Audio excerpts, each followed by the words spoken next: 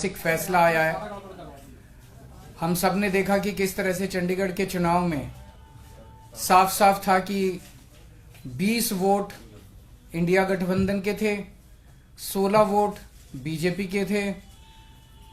20 में से 8 वोट किस तरह से इंडिया गठबंधन के वोट गलत तरीके से इनवैलिड डिक्लेयर कर दिए गए और इंडिया गठबंधन के कैंडिडेट कुलदीप कुमार को हारा हुआ डिक्लेयर कर दिया गया, बीजेपी के कैंडिडेट को जीता हुआ डिक्लेयर कर दिया गया।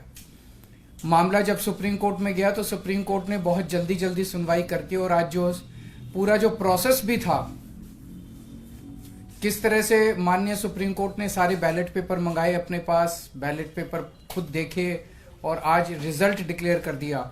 ये मुझे लगता है कि भारतीय इतिहास के अंदर शायद पहली बार हुआ है। हम सुप्रीम कोर्ट का बहुत बहुत शुक्रिया अदा करते हैं कि इतने कठिन समय में आज जो देश के अंदर जो हालात हैं, पूरा डिक्टेटरशिप चल रही है, जनतंत्र को कुचला जा रहा है जगह जगह, सारे इंस्टीट्यूशंस जो हैं वो एक तरह से कुचले जा रहे हैं, रौंदे जा रहे हैं। ऐसे में सुप्रीम कोर्ट का ये जो फैसला है ये बहुत मायने रखता है जनतंत्र के लिए और जनतंत्र को बचाने के लिए ये सुप्रीम कोर्ट का फैसला बहुत अहम है। इंडिया गठबंधन, इसलिए हम सुप्रीम कोर्ट का बहुत बहुत शुक्रिया अदा करते हैं। इंडिया गठबंधन की ये बहुत बड़ी जीत है, पहली जीत है, बहुत बड़ी जीत है और बहुत बड़े मायने रखती है। एक तरह से उन लोगों से छीन के लाए हैं हम लोग ये जीत। उन लोगों ने तो चोरी कर लिया था ये चुनाव, उन लोगों ने तो वोट चोरी कर लिए थे, लेकिन हमने हार नहीं मानी।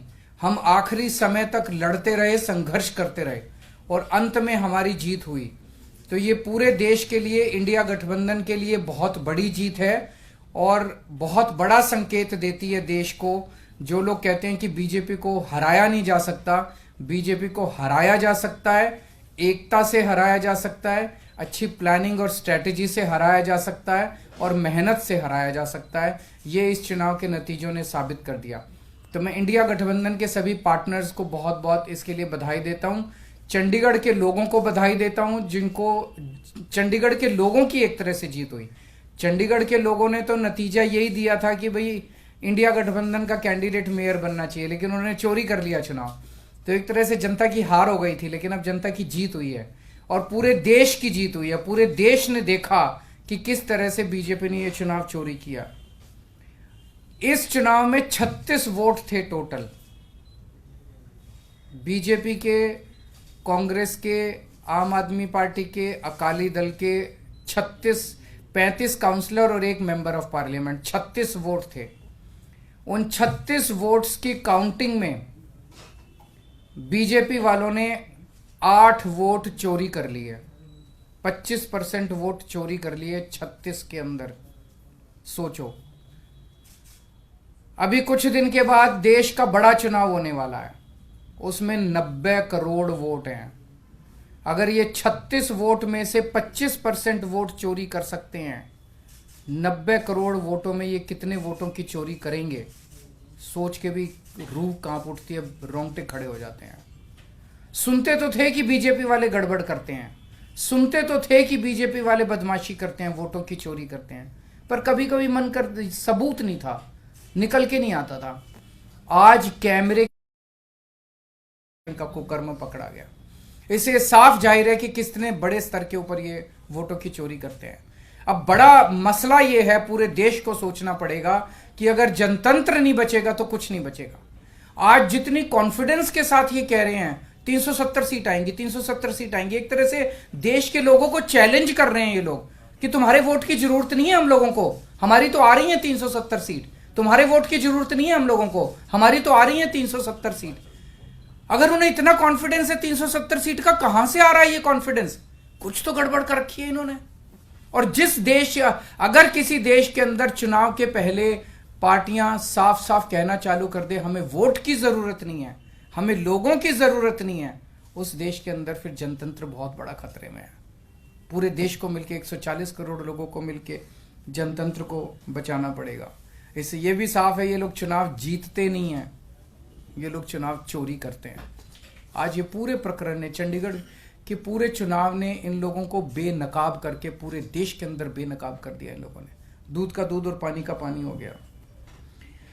मैं फिर से एक बार इंडिया गठबंधन को बहुत बहुत बधाई देता हूं और माननीय सुप्रीम कोर्ट को बहुत बहुत शुक्रिया अदा करता हूं। अगर एक दो क्वेश्चंस आपके हैं तो। 3 पार्षद भी बीजेपी में चले गए, वो भी एक बड़ी चीज है कि इनका पूरा षड्यंत्र क्या था, कि षड्यंत्र था कि हमारे अब पार्षदों को तोड़ेंगे। ये चुनाव, जैसा मैंने कहा कि पहले तो पूरी कोशिश करते हैं ईवीएम में धांधली कर दो, इसमें धांधली कर दो, किसी भी तरह से चुनाव जी, अगर हार जाएं तो फिर ये काउंसलर्स को तोड़ना चालू कर देते हैं, एमएलए को तोड़ना चालू कर देते हैं, सरकारें गिरानी चालू कर देते हैं, ईडी लगा देते हैं, सीबीआई लगा देते हैं, पैसे की गड्डियां फेंकते हैं उनकी तरफ, सब तरह से तोड़ने की कोशिश करते हैं। ये जनतंत्र थोड़ी है। सर इन चुनावों ने दिखाया कि कैसे अगर आम आदमी पार्टी और कांग्रेस मिल जाए तो बीजेपी को हरा सकते हैं। मैंने अभी यही बोला, हुआ तो क्या पंजाब में भी आप इस पर? ये मैंने बोला कि किस तरह से अगर हम सारे लोग इकट्ठे हो जाएं, इंडिया गठबंधन के इस चुनाव ने एक बहुत बड़ा मैसेज दिया है। जो लोग कहते हैं कि बीजेपी को हराया नहीं जा सकता, बीजेपी को हराया जा सकता है अगर हम संगठित हो जाएं, एक हो जाएं, स्ट्रैटेजी से काम करें और मेहनत करें, हम बीजेपी को हरा सकते हैं। हमने ये चुनाव में हरा के दिखाया है। पंजाब में फिर सोचेंगे दोबारा से? नहीं, वो स्ट्रैटेजी जीतने की स्ट्रैटेजी है, आप उसमें चिंता मत करो, उसमें जीतेंगे। अभी कई सारे राउंड्स ऑफ डिस्कशन हो चुके हैं और काफी अंतिम स्टेज पे बाकी चीजें पहुंच चुकी है। बहुत जल्दी अनाउंस होगा उनके साथ गठबंधन। आपने पंजाब का क्लियर कर दिया, अकेले बाकी सारी चीजों पे बात हो रही है, बाकी सारे स्टेट्स में बात हो रही है और कई सारे राउंड्स ऑफ डिस्कशन हो गए हैं। काफी अच्छी बातचीत चल रही है और काफी एडवांस्ड स्टेज पे है। बहुत से आपके साथी हैं जो इंडिया अलायंस की बस में चढ़े तो थे लेकिन धीरे धीरे उतरने की कोशिश कर रहे हैं। सबका अपना अपना वो है। मैं आज आपको लगता है कि उनको देख आज के जो रिजल्ट उनको उम्मीद जगी होगी और वो वापस आ सकते हैं? जो लोग देश को बचाना चाहते हैं उन सब लोगों का इंडिया गठबंधन में स्वागत है। सर आपको लग रहा है लार्ज स्केल रिगिंग भी लोकसभा के समय ये अपोजिशन को, इंडिया ब्लॉक को अब डर है, जिस तरह का पिछले कुछ दिनों में घटित हुई है चीजें? देखिए, ईवीएम को लेके बहुत प्रश्न उठते रहते हैं। जैसे मैंने बताया, इनकी मल्टीपल स्टेजेस हैं। पहले तो ये चुनाव में गड़बड़ करते हैं, तरह तरह की गड़बड़े करते हैं, वोटर लिस्ट गड़बड़ कर देते हैं, ईवीएम के अंदर गड़बड़ी की बहुत सारी शिकायतें और बहुत सारे वो आए हैं, लेकिन उसके ऊपर कभी भी इन लोगों ने जनता का विश्वास जीतने के लिए ईवीएम के गड़बड़ी जो आरोप लगे उसको इन्होंने जनता का विश्वास स्ट्रेंथन नहीं किया। तो ईवीएम के उसके बावजूद भी अगर ये कहीं चुनाव हार जाएं तो फिर ईडी है, ईडी छोड़ देते हैं, सीबीआई है, सीबीआई छोड़ देते हैं, उससे भी कोई नहीं माने, पैसे फेंकते हैं उसकी तरफ, उसके बाद ये एमएलए और एमपी तोड़ लेते हैं। इस तरह से जनतंत्र मल्टीपल लेवल पे अब खतरे में है और जनतंत्र सबसे इंपॉर्टेंट है देश के अंदर। जनता की चलनी चाहिए, जनता अपनी सरकार चुने। अगर जनता की नहीं चलेगी और एक किसी व्यक्ति को अगर ये अहंकार हो जाएगा कि हमारी तो 370 सीट आ रही है, जनता की तो जरूरत ही नहीं है, 140 करोड़ लोगों की मुझे क्या जरूरत है, मेरी तो 370 सीट आ रही है, तो उसके बाद जनता कहां जाएगी? जनता अपना घर बैठे, वो कह रहे हैं कि जनता घर बैठे, हमें तुम्हारी जरूरत नहीं है।